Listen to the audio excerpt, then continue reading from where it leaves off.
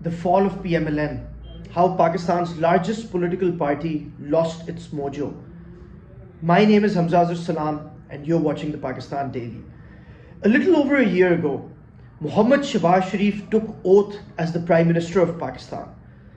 Known as Shehbaz Speed, there were a lot of expectations from Prime Minister Shehbaz Sharif, since the people of Pakistan, particularly the people of Punjab, had seen this son of the soil, this Khadme-ala, this servant of the people, deliver for the masses. The man who gave metro buses, the man who made the orange line, the man who sold roti for as low as 2 rupees per piece. That man, when he became Prime Minister, Pakistan was elated. Finally, we have a leadership which will take us out of this crisis. But what did happen? Pakistan started going down with Shehbaz Speed. Ladies and gentlemen, Imran Khan's rise hasn't been as surprising as Shehbaz Sharif's fall, because many people, including myself and a lot of my contemporaries, considered Shehbaz Sharif as one of the best administrators in the history of Pakistan, perhaps in the region and perhaps even the world.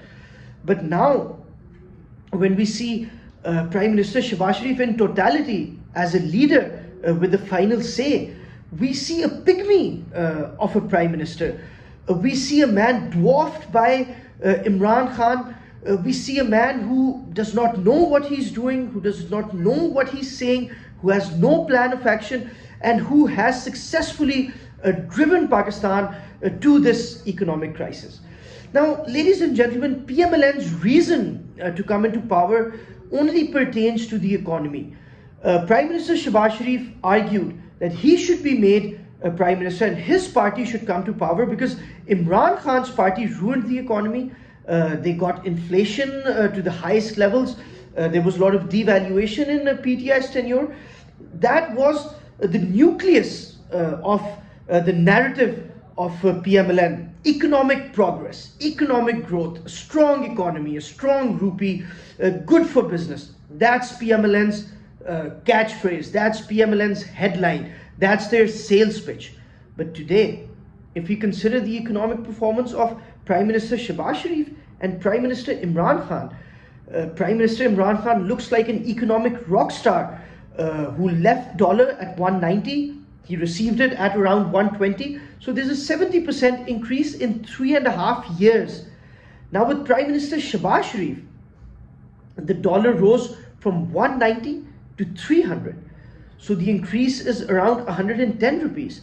And it's so difficult to buy dollars now in the open market, as if it's some rare commodity which only a few elite Pakistanis can afford. And Ishaq Dar Saab, I really respect him. I've covered him significantly. I know him for a very long time. But unfortunately, his policies have destroyed Pakistan's economy. And no matter what damage control PMlN tries now, they have been erased from the hearts of the masses. Yes, there's a lot of people on Maryam's jalsas. Yes, a lot of people still want Nawaz Sharif to return to Pakistan. Yes, Nawaz Sharif's name still inspires confidence in Pakistan's business community and trader class. But yes, it is also true that PMlN has lost most of its vote bank, especially in Punjab, the crown jewel of Pakistan, the most important region in this country, in this nation, which defines who will rule. Whoever rules Punjab rules Pakistan. That has been the case since partition. But now PMlN, which used to be the undisputed leader of Punjab, which successfully drove out the Pakistan People's Party after Shaheed Mohtarma Benazir Bhutto's martyrdom, that party is so afraid to face Punjabis, the people of this fertile soil, that they cannot afford elections. Their politics cannot afford elections. Their strategy cannot afford elections. And they've announced a boycott. They are not even giving tickets to prospective MPAs and members of the Provincial Assembly. And instead, they've chosen to fight with the Supreme Court, the very court and the same Chief Justice who made sure that Imran Khan was removed via the vote of no confidence. The same gentleman, Chief Justice Umar Atab Bandial, was praised by the PDM leadership exactly 1 year ago when it ensured that the democratic process continued and Prime Minister Imran Khan was removed from power via the vote of no confidence. But now, when the democratic process needs to move forward, Prime Minister Shehbaz Sharif, instead of considering his elder brother's democratic credentials and narrative of vote ko izzat do, he has completely taken a U-turn and he has become the biggest enemy of democracy in Pakistan. And now people are talking about an emergency or martial law or the funeral of democracy, the end of democracy. And Prime Minister Shehbaz Sharif, despite his bad economic performance, he could not curtail human rights abuses, which are more than the human rights abuses than in Imran Khan's tenure. Journalists have been murdered, not to mention Arshad Sharif's case, who was murdered in Kenya, and there's been no investigation in regards to that murder. If we talk about Zille Shah, a PTI worker who was killed in Lahore, outside Zaman Park, there's been no investigation about that, even though that's Punjab's caretaker government's responsibility. But even how the caretaker government came into being raises many questions. We saw Azhar Mashwani, PTI's social media head, become a missing person in the streets of Lahore. This has never happened, and this is happening under the watchful leadership of Prime Minister Shehbaz Sharif. And whoever in this country of 200 million people had any hopes associated with Shehbaz Sharif as a leader of national proportions, is heartbroken right now. Myself, I've been fortunate enough to meet the Prime Minister, to work with him even before he was Prime Minister, even before he was a leader of the opposition. And I saw and I know that Mia Shehbaz Sharif is a man who knows what he's doing. He's a force to be reckoned with.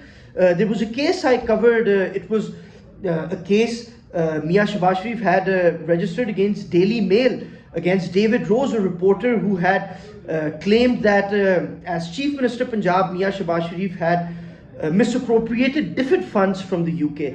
And I saw with my own eyes how Mia Shehbaz Sharif won that case, and he ensured that he got justice in the courts of law of the United Kingdom. And in Pakistan, he got all his cases solved ever since he became Prime Minister, so he knows what he's doing.